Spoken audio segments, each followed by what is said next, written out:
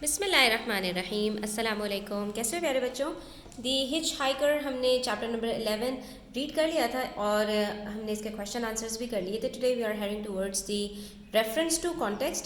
तो देखते हैं कि वहाँ पर हमारे पास किस टाइप के क्वेश्चंस हैं और उसको किस तरह से हमें डील करना है। वीडियो एंड तक देखिएगा, स्किप मत कीजिएगा, ताकि आप इसमें सीख सकें कि क्वेश्चंस को डील किस तरह से किया जाता है। तो अक्सर बच्चों क्वेश्चन इटसेल्फ डिफ़िकल्ट नहीं होता, प्रॉब्लम आती है उसको अंडरस्टैंड करने में, कॉम्प्रीहेंड करने के अंदर। तो अगर आप क्वेश्चन को अच्छी तरह से समझ लेते हैं तो आंसर आपको देना बहुत ज़्यादा आसान हो जाता है। देखते हैं यहाँ पर पार्ट ए में हमसे क्या कह रहे हैं। And you ain't going to be happy, I don't think, until you have found out exactly what the answer is. अब ये एक स्टेटमेंट हमें दी गई है जो कि आपके टेक्स्ट से ली गई है और डेफिनेटली ये किसी का कोट है, यानी कि किसी ने ये बात कही है। ठीक है, अब ये बात अगर किसी ने कही है तो रेफरेंस टू कॉन्टेक्स्ट के अंदर पहला सवाल हमसे यही होगा, हु इज़ द स्पीकर, किसने ये बात कही है। तो यहाँ पर सिंपल आपको नाम बताना है। अब जब अगर हमने स्टोरी अच्छी तरह से पढ़ी हुई है तो हमें पता होगा कि भाई इसके अंदर हमारे पास दो ही कैरेक्टर्स थे, एक हिचहाइकर था और दूसरा उसके साथ जो ड्राइवर बेचारा जो राइटर था वो था। तो अब ये किसने कही होगी बात, अगर हम जाकर टेक्स्ट को रेफर कर लेंगे तो वहाँ पर हमें आसानी से पता चल जाएगा कि यहाँ पर स्पीकर कौन है। ठीक है, तो अभी हम देख लेते हैं। उसके बाद हमसे पार्ट 2 में कह रहे हैं what was the question to which the speaker refers.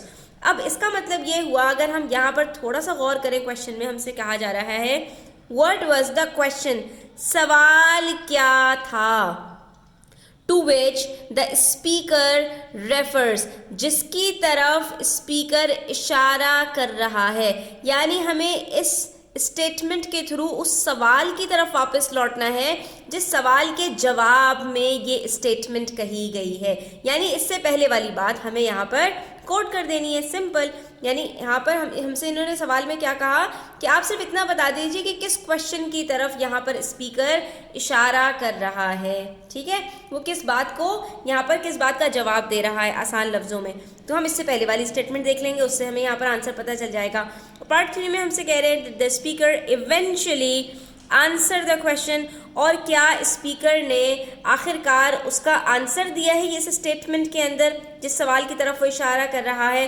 How did he go about doing this, और अगर वो ऐसा कर रहा है तो वो किस तरह से इसको करने की कोशिश कर रहा है, यानी वो किस तरह से जवाब दे रहा है, क्योंकि जवाब देने के दो तरीके होते हैं। अब यहाँ पर बच्चों क्या होता है कि अगर आप चीज़ों को रिलेट कर पाएँ अपनी डेली रूटीन से, डेली लाइफ से, या आपके सराउंडिंग्स में आपके अराउंड जो कुछ हो रहा है, तो आपको ये बात पता होगी कि जब हम बात करते हैं तो हम बात भी दो तरीके से करते हैं। ठीक है, एक बात हम वो करते हैं जो हम अपनी ज़बान से कह रहे होते हैं। ठीक है, उसको कहा जाता है ज़बाने क़ाल। क़ाल अरबी का लफ्ज़ है, इसका मतलब होता है बोलना। यानी जो कुछ हम बोल रहे होते हैं तो एक तो हम वो जवाब दे रहे होते हैं, और कभी कभी हम अपनी ज़बान से जवाब देने के बजाय अपने एक्शंस से जवाब देते हैं, जिसको ज़बाने हाल कहते हैं। यानी जो आपकी हालत बता रही होती है, जो आपके एक्शंस बता रहे होते हैं, वो आपकी जो है वो नक़ाली कर रहे होते हैं। तो बेसिकली यहाँ पर मकसद ये है कि उसने जवाब किस तरह से दिया, क्या बोल कर जवाब दिया जो इससे पहले सवाल किया गया था, या इसने कोई दूसरा तरीका इख्तियार किया। तो जब हमें ये तीनों सवालात समझ में आ गए बच्चों, तो अब इसके आंसर्स हम आसानी से ढूंढ सकते हैं। अब सर हम टेक्स्ट को रेफर करते हैं स्टूडेंट्स, तो आपको यहाँ पर ये वाली स्टेटमेंट मिल जाएगी, you writers really is nosy Parker's aren't you, he said, and you ain't going to be happy, I don't think, until you have found out exactly what the answer is. तो अगर आप गौर से देखेंगे students तो ये hitch hiker जो हमारे पास है वो ये स्टेटमेंट बोल रहा है, और वो किस बात के जवाब में ये सारी बातें कर रहा है। तो यहाँ पर जो ड्राइवर है जो इस स्टोरी को नरेट कर रहा है उसने कहा, so what do you do, I asked him, is it something you are ashamed of. तो जो सवाल ड्राइवर ने उससे पूछा था अपने पैसेंजर से, हिच हाइकर से, वो सवाल ये था कि तुम क्या करते हो, क्या काम करते हो, क्या ये कोई ऐसा काम है जिससे तुम्हें शर्मिंदगी होती है, मतलब कोई इस तरह का हक़ारत वाला काम है। तो उसके जवाब में पहले उसने कहा अशेम्ड, यानी उसने मजाक उड़ाने को उसमें कहा कि मैं अपनी जॉब से अशेम्ड हूँ। ठीक है, तो फिर उसने कहा कि हाँ तो फिर बता क्यों नहीं रहे हो। तो उसके जवाब में उसने ये बात कही थी कि हाँ जब तक तुम्हें पता नहीं चल जाएगा जब तक तुम सुकून से नहीं बैठोगे। और उसके बाद जब हमसे ये कहा गया नेक्स्ट पार्ट के अंदर कि क्या उसने एग्जैक्टली जवाब दे दिया था, यानी ये बता दिया था कि वो क्या करता है, या उसने इस चीज़ को किस तरह से जो है वो रखा था सामने। तो अगर बच्चों आप काफ़ी आगे आएँ तो आपको यहाँ पर पता चलेगा कि उसने क्या कहा। बहुत सारी अपनी ट्रिक्स दिखाने के बाद, all I'm doing is answering your questions, he went on.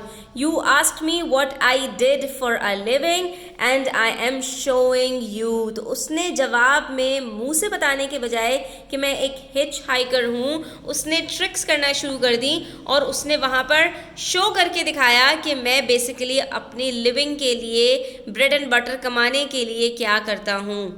तो हम भी जवाब में यही लिखेंगे कि yes, he went about answering the questions by demonstrating his skills. अपने स्किल्स दिखा दिखा के उसने अपने सवाल का जवाब दिया, तमीज़ से उसने जवाब नहीं दिया। ठीक है, उसके बाद पार्ट बी देखते हैं। उसमें भी हमारे पास एक स्टेटमेंट दी गई है और फिर 3 क्वेश्चंस हैं।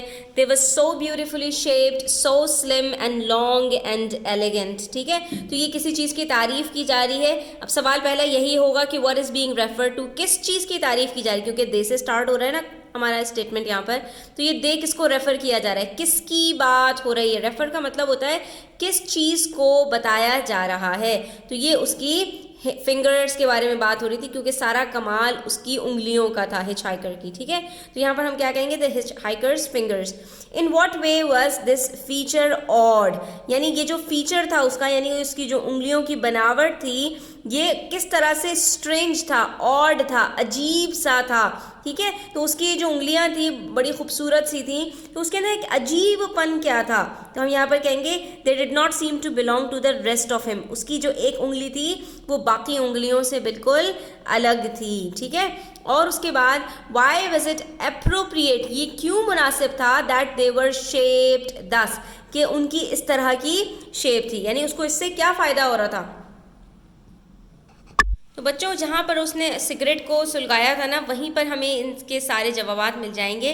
तो अगर आप गौर से देखें तो हिच हाइकर्स की फिंगर्स के बारे में उसने पहले खुद बताया, it's because I have got fantastic fingers. ये सारी ट्रिक्स जो वो कर पा रहा था, उसने बताया कि इसके पीछे जो राज है वो मेरी ये ज़बरदस्त सी फिंगर्स हैं। These fingers of mine, he said holding up both hands high in front of him, are quicker and cleverer than the fingers of the best piano player in the world. ये part 3 का answer है कि why was it appropriate, कि ये जो है उसकी उंगलियों का उसको क्या फ़ायदा था, उसकी क्या मुनासिबत थी। तो ये जो है बहुत ज़्यादा तेज़ थी, बहुत ज़्यादा अक्लमंद थी, best piano of the world, यानी पूरी दुनिया में जो पियानो बजाने वाला है ना, उसकी उंगलियों से भी कहीं ज़्यादा इसकी उंगलियां जो है वो तेज़ और ज़बरदस्ती थी। ठीक है, तो I glance at his fingers, they were so beautifully shaped, so slim and long and elegant. ये हमें स्टेटमेंट यहाँ पर दी गई है।